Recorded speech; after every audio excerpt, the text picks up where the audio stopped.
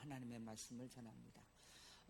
레오나르도 다빈치가 그린 이 최후의 만찬의 그림이 있는데 한번 보시겠습니다.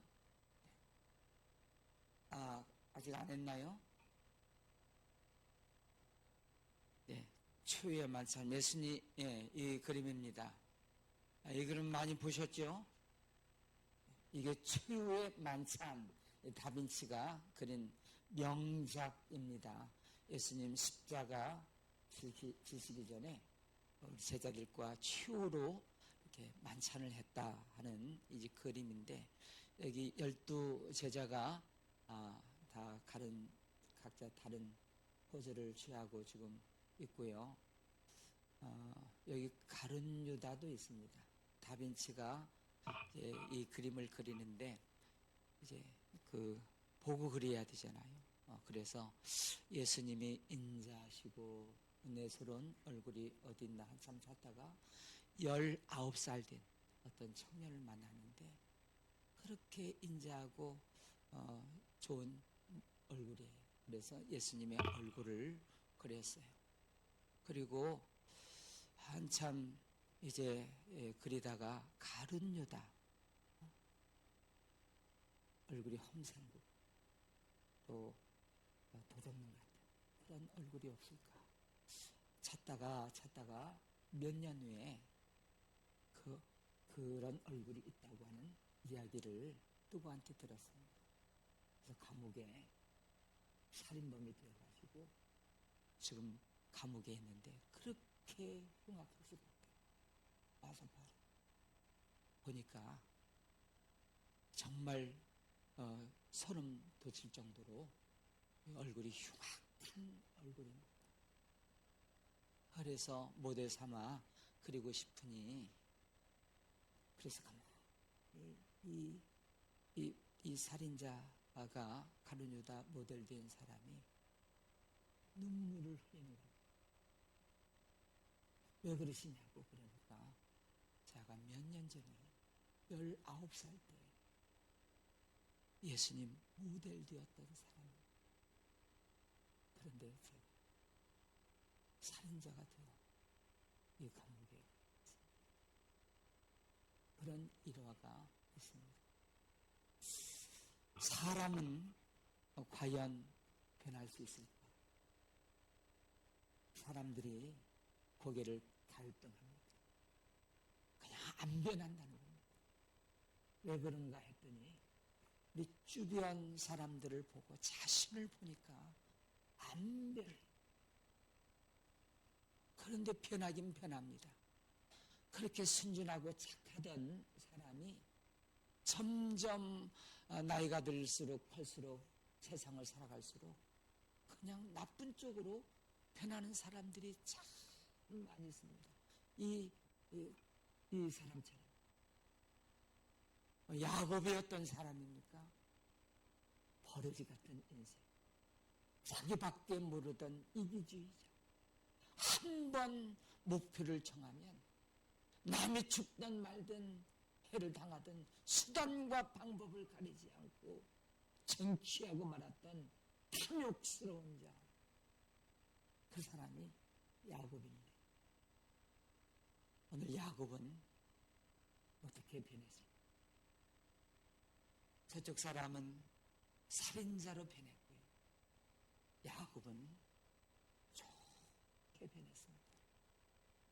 야곱의 하나님 할 정도로 아름답게 변한 사람이 야곱입니다. 오늘 야곱의 이제 마지막 시간인데요.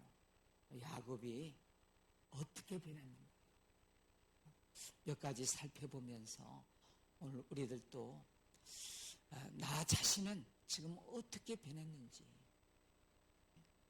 야곱처럼 아름답게 변할 수 있는 축복이 말씀 듣는 여러분들에게 있게 되기를 축복합니다.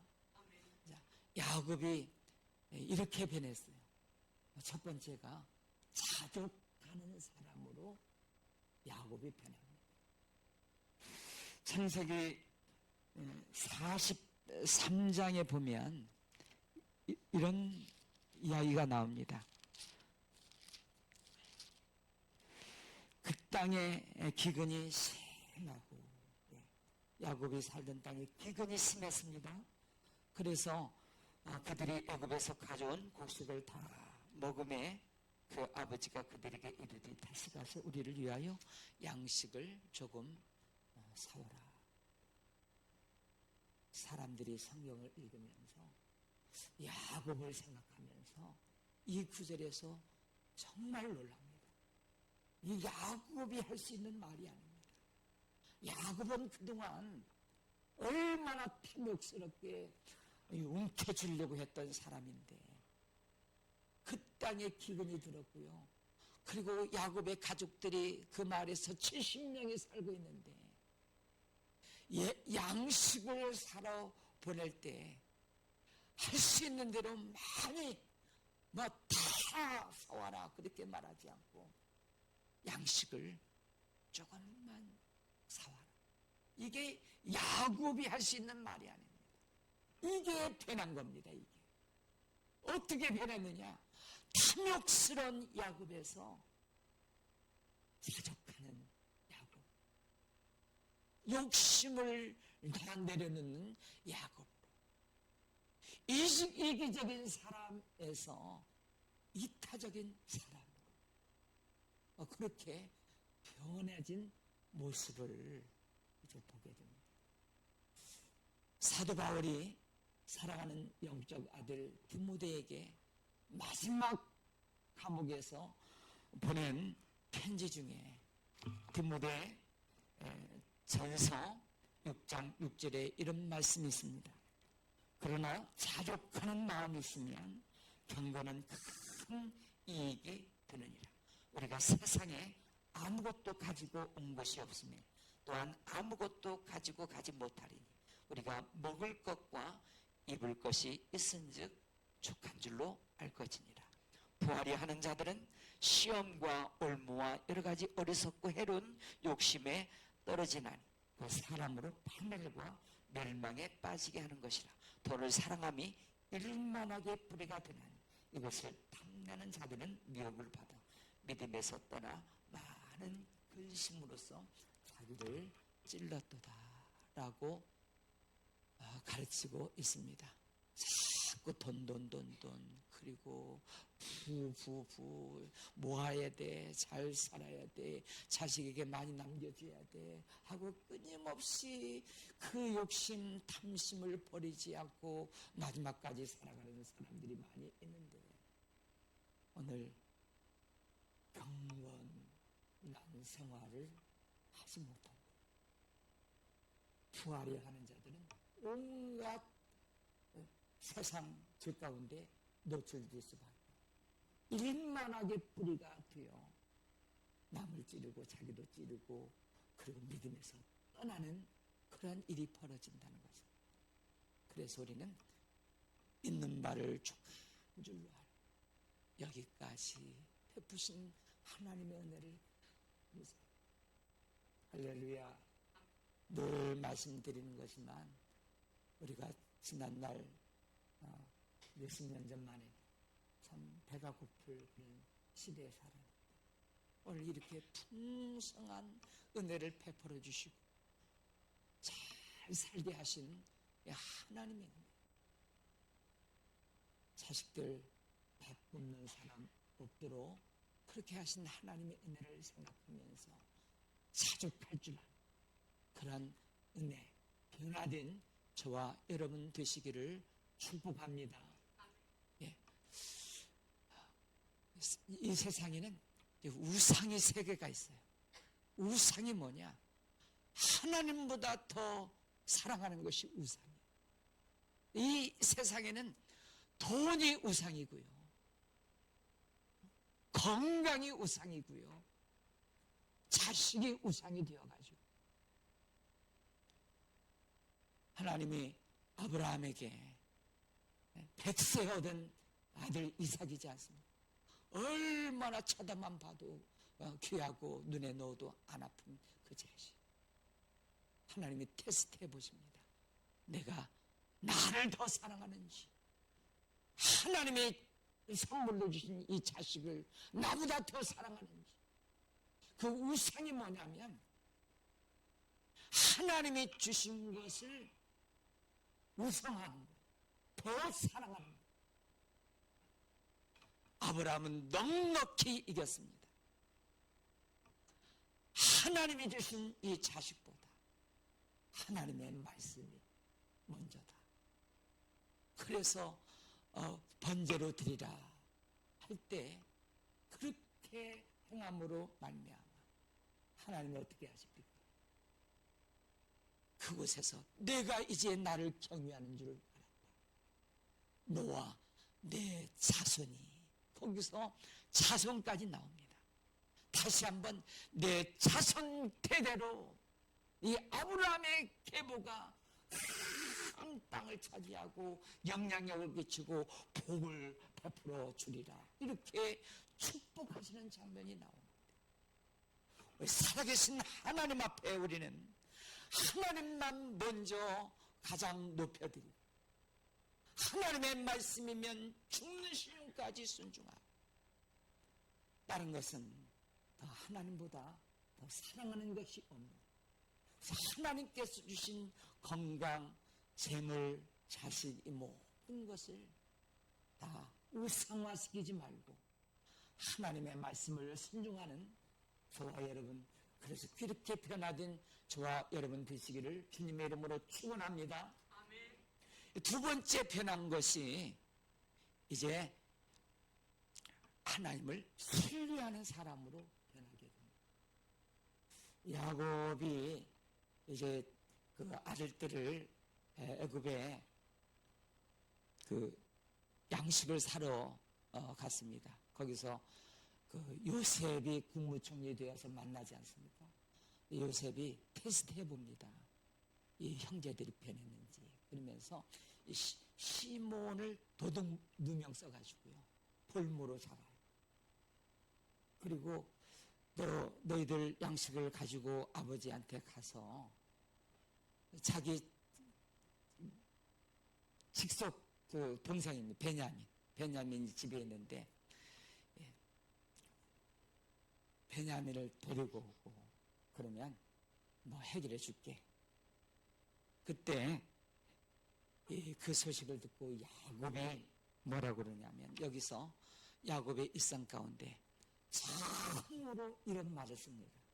이게 변한 겁니다. 무슨 말을 쓰냐면 전능하신 하나님이라고 하는 말을 씁니다. 그 말씀이 자, 띄워봐 주시죠. 자, 시작. 전능하신 하나님께서 그 사람 앞에서 너에게 은혜를 베푸시어서 그 사람으로 너희 다른 형제와 베냐민을 돌려보내기를 하시기를 원합니다. 내가 자식을 잃게 되면 이리. 자, 여기서도 야곱답지 않은 말을 씁니다. 사람이 달라질 때는 얼굴도 달라지고요, 말씨도 달라지고, 마음 쓰는 것도 달라지고요, 말이 달라져요. 양식을 조금만 사오라. 그것도 놀라운 고백인데요, 야곱이 이런 사람이 아니거든요.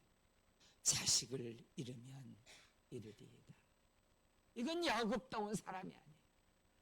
이건요, 하나님의 주권을 인정하는 사람이고요, 하나님의 섭리 가운데 하나님의 죽고 사는 것, 내 자식이 어떻게 되는 것, 다 하나님 손에 달려있는 전능하신 하나님의 주권을 인정하는 사람으로 변하게 되는 것을 봅니다.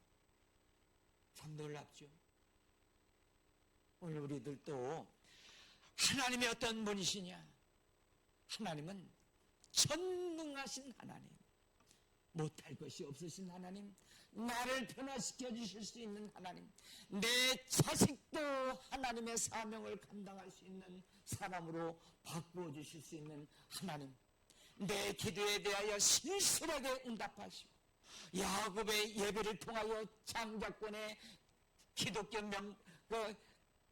가문을 이룬 것처럼 오늘 예배와 하나님을 사랑하는 하나님의 백성들이 하나님을 사랑함으로 말미암아 모든 것들이 천대까지 은혜를 베풀어 주시는 전능하신 하나님이 나의 하나님이심을 믿고 고백하시기를 축복합니다. 그리고 세 번째 변한 것이요, 영적 통찰력을 갖는 사람으로 변합니다. 세월이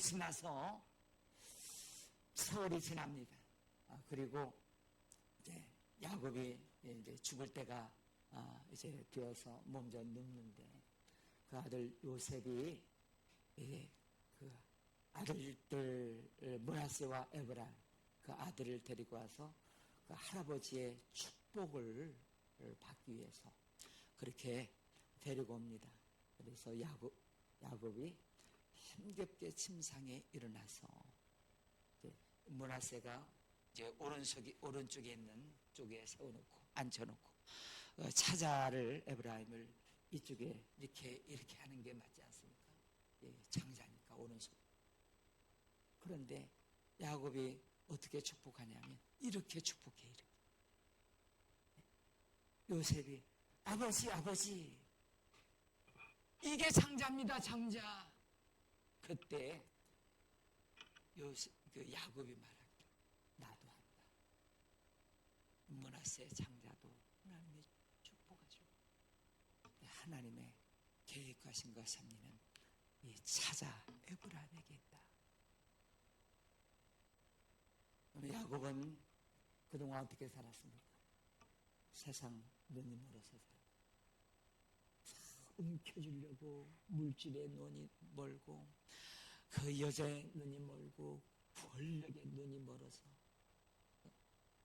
남 돌아보지 않고 그렇게 달려온 움켜진 인생인데, 그리고 실제로 이제 그렇게 살아오다가 여러분 그 야곱이 이제 130세에 요셉이 죽은 줄만 알았던 요셉이 애굽의 총리가 되었다는 엄청난 이 믿지 못할 소식을 양식 사러 간 아들들을 통해서 듣습니다.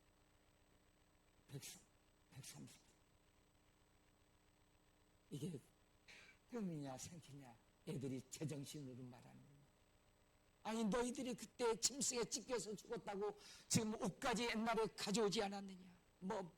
아니 요셉이 살아있다. 아니 그것도 총리가 되었다고. 믿어지질 않았어요. 믿지 않았어요. 그런데 언제 믿었느냐. 요셉이 애굽에서 그 수레를, 그 삐까번쩍한 수레를 아버지 모시러 도착했을 때, 이야 정말 내 요셉이 살아있구나. 그래서 힘을 내가지고 130세에 그 수레를 타고요 애굽에 도착해서 바로 왕을 만나. 바로 왕이 이렇게 묻습니다. 내 나이가 몇이냐? 그때 이렇게 대답합니다. 내 나그네 길의 세월에 내 나이가 130년. 그렇게만 말하고 끝나지 않고 그 다음 말을 합니다. 내 나그네 길의 세월에 험한 인생을 살아. 험악한 인생. 왜 험악한 인생을 살아서 뿌린 대로 쉬는 대로 뿌립니다. 자꾸 나무 속이니까요. 요삼촌 집에서 10번이나 속임을 당하고 또 속고 어려움 당하고 고통 당하고 죽을 고비를 당하면서 그렇게 움켜쥐고 자기밖에 모르고 이기적인 사람이라 그렇게 세상 사람들이 미워하고요 속고 그러면서 험악한 인생을 살아오면서 그렇게 고백을 합니다.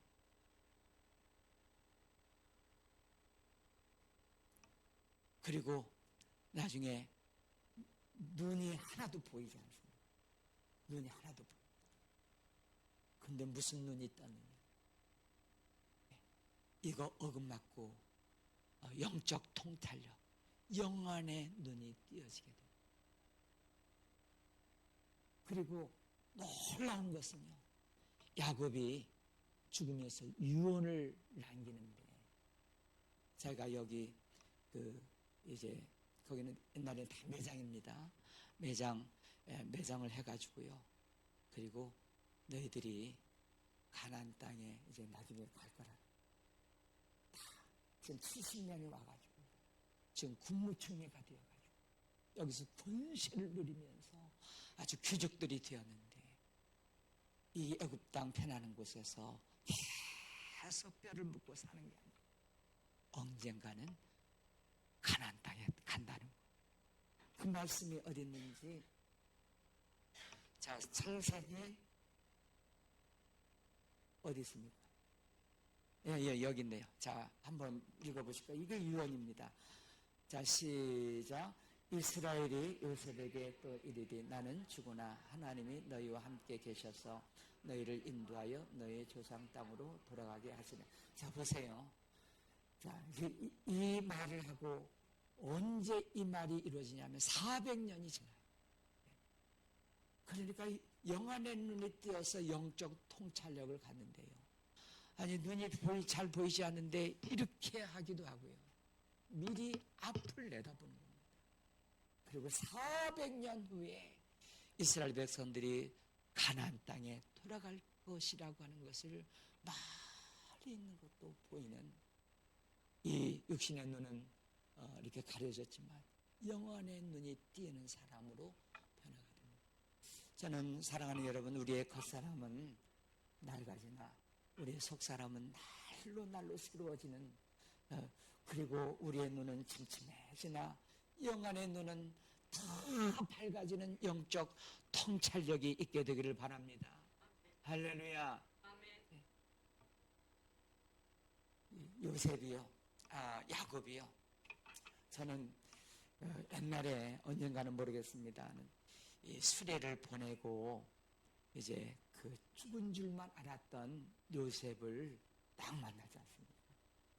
그때 야곱이 한 말을 제가 믿음으로 샀어요. 돈 주고 산 게 아니고요. 믿음으로 샀어요. 이 말씀이 제 고백입니다. 제 인생 가운데도 이 말씀을 고백하게 해 주시옵소서. 그래서 지금까지 몇 번 고백했는지 모르겠어요. 뭐라고 고백했느냐? 한번 따라서 합니다. 따라서 해요. 자, 지금 죽어도 가도다. 이게 그렇게 좋았어요. 더 이상 소원이 없다는 거예요. 여한이 없어요. 뭐 더 채우려고 부족한 거 소원 욕심이 없어요. 이제는 다 이루어졌다는 거예요. 죽은 줄만 알았더니 그 사랑한 요셉이 살았을 뿐만 아니고 애굽의 총리가 되었어. 이거 꿈에도 생각지도 못했던 이 현실이 어마어마한 이 축복, 은혜, 감동, 그러면서 지금 죽어도 가. 그래서 제가 그 오래전에 믿음으로 샀다니, 하나님 제 인생 가운데도 이런 고백을 수없이 하게 해주고 수없이 했습니다. 저도 지금 여한이 없습니다. 죽어도, 이 말도 해서 죽어도 여한이 없습니다. 이 고백을 했는데요. 제가 신명기 33장 29절, 이스라엘 너는 행복한 사람이로다. 너와 같이 구원을 얻은 백성이다. 이 말씀을 만났을 때도 저 구원받았잖아요. 제가 어느 날 그 피가 나오네. 그래서 나이도 60이 다 됐는데 이제 막 걱정이 되면서 이 고백을 해서 제가 구원받았잖아요. 그래도 걱정이 되면 눌리더라고요. 그래도 지금 강합니다. 그때도 강하다. 검색해보니까 거기가 조금 찢어지네. 아이고, 살았다. 그때도 그랬고요. 그리고 우리 결혼시키고 자식들 사명으로 이렇게 감당하는 것을 보며, 이런 손주들을 보면서 죽어도 여한이 없습니다. 제가 목회 여기까지 부족한 자가 여기까지 오게 된 것 수시로, 또 이제 해마다 이렇게 창립주의를 가까우면 참 지나간 분들이 고맙고 다 고마워요. 이런 분처럼 특별히 여기 남아 있으신 분들이 얼마나 오래될수록 너무 고마운 거예요. 너무 고마워. 그리고 여한이 없습니다. 제가 30년 넘게 40년이 가까워지면서 여기까지 제가 부족한 자가 여한이 없습니다. 감사합니다. 저는 제 이제 신앙의 고백입니다. 제가 이것을 믿음으로 샀습니다. 그리고 몇 번이나 지금까지 고백했는지 모릅니다. 저는 여러분들이 이런 말씀의 고백들을 믿음으로 취하시기를 바랍니다. 네. 아멘을 하셔야 되는데, 이제 지금 따라서 합니다. 지금 죽어도 가두다. 아멘입니까? 예. 그런 고백들을 남은 여생 많이 하실 수 있게 되기를 축복합니다. 할렐루야. 예. 그리고 이제 영적 통찰력, 이게 저 멀리까지, 참 이게 부럽습니다. 예, 부러워요. 아니, 어떻게, 저는 아들이 둘이 있는데 누가 어떻게 될지 이게 다 이렇게 잘 모르겠어요. 그런데 이 손주들을 놔두고 얘가 어떻게 될지, 어떻게 쓰임 받을지, 누가 더 하나님 앞에 더 귀하게 쓰일지 저는 전혀 모르겠거든요. 그런데 야곱은 알아요.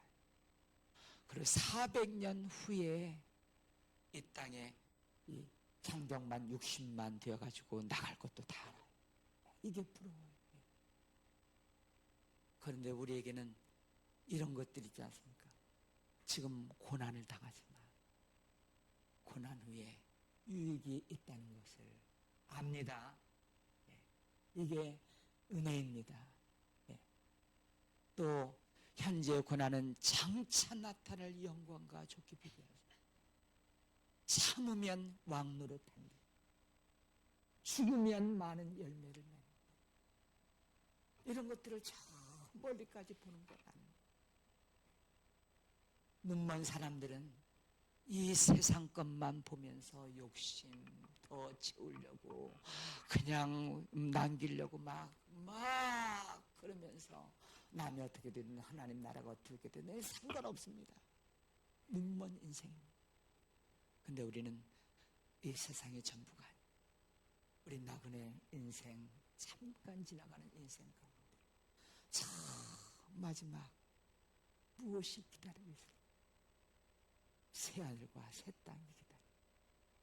나를 위하여 의의 면류관, 생명의 면류관을 쓰여주시를 하나님이 기다려요. 영생의 나라가 기다리고 면류관이 기다리고요. 아픔도 죽음도 눈물도 없는 그 영원한 하나님 나라를 준비하는 그 영안의 눈이 활짝 띄어서, 그러면 지금 주신 것 가지고 자족하고 감사할 수 있고 영적 통찰력을 우리가 갖게 되기를 바랍니다. 제가 늘 좋아하는 말씀, 늘 수시로 고백하는, 선포하는 말씀들이 있어요. 잠잠하라, 고요하라. 풍랑에 대해서 해서 막 그럴 때, 내 마음 그럴 때 잠잠하라, 고요하라 그럴 때도 있고, 특별히 로마서 8장 28절 모든 것이 합력하여 선을 이루는, 그것을 수시로 제가 전하기도 하고 제가 고백도 하고.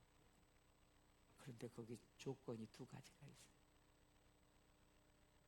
아무나 모든 것이 그게 좋은 일이든 저주 같은 일이든 다 선한 결과를 만들어주시면 얼마나 좋아요. 그런데 그렇게 되기 위해서는 두 가지 조건이 있어요.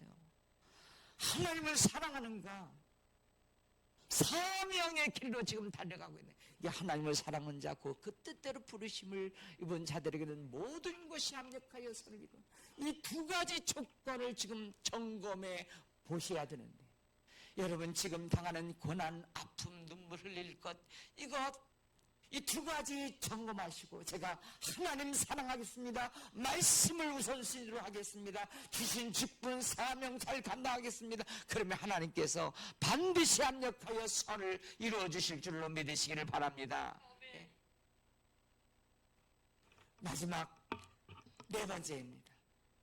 어떻게 변했는가 하면 남에게 복을 끼치는 사람으로 변하게 됩니다. 오늘 49장 1절에 야곱이 그 아들들을 불러 이르되 너희는 모이라. 너희가 후일에 당할 일을 내가 너희에게 이르리라 하면서 저 12 아들들을 막 축복합니다. 축복해요. 저는 우리 장모님이 누우셔가지고 참 얼마나 힘드실까.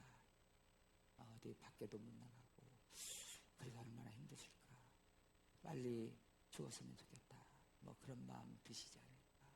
입장을 바꿔놓고 막 그럴 때 제가 가끔 그런 말씀을 드렸어요.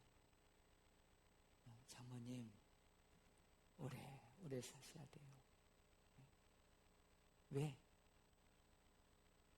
지금 할 일이 있어요. 여기 누우셔가지고요. 저를 축복해줘. 자손들을 이름 부르면서 축복해줘.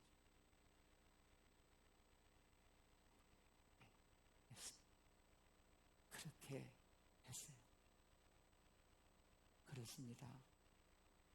우리 부모님들은 또 할아버지 할머니들은 특별히 이 일을 잘 해야 됩니다. 끊임없이 자녀들을 자손들을 이름을 부르면서 야곱처럼 축복하는 겁니다. 하나님 말씀을 가지고 하나님 이 자녀가 이렇게 고난 가운데도 잘 견디고 뚫고 나가게 해주시옵소서. 예수 그리스도의 성품을 담게 해주시옵소서. 제가 늘 우리 자녀들 우리 손주들 지금 그렇게 축복합니다. 여호와는 내게 복을 주시고 너를 지켜주시기를 원하며 여호와는 내게 평강 주시기를 원하며 건강하기를 원하며 영향력을 좋은 영향을 끼치게 되며 복이 되기를 원하며 그런 축복. 여러분 축복권이 있습니다. 이 야곱이 축복한 그대로 이 자식들이 그렇게 되는데 기도하는 시간마다 자녀 손들을 위하여 복을 빌고 축복해주는 그런 여러분들이 되시기를 간절히 바랍니다. 마지막까지 야곱은 힘을 내가지고 하나하나 축복하면서 가벼운 마음 이 세상을 깃들처럼 가볍게 이 세상을 떠나는 모습을 보면서 저는 이 야곱에 대한 이야기를 마치면서 시편 146편 5절 말씀 이 말씀을 외침으로 이 말씀을 맺고자 합니다. 자, 시작. 야곱의 하나님을 자기의 도움으로 삼으며 이와 자기 하나님에게 자기의 소망을 두는 자는 복이 있도다 하며 우리 찬양 부르시겠습니다.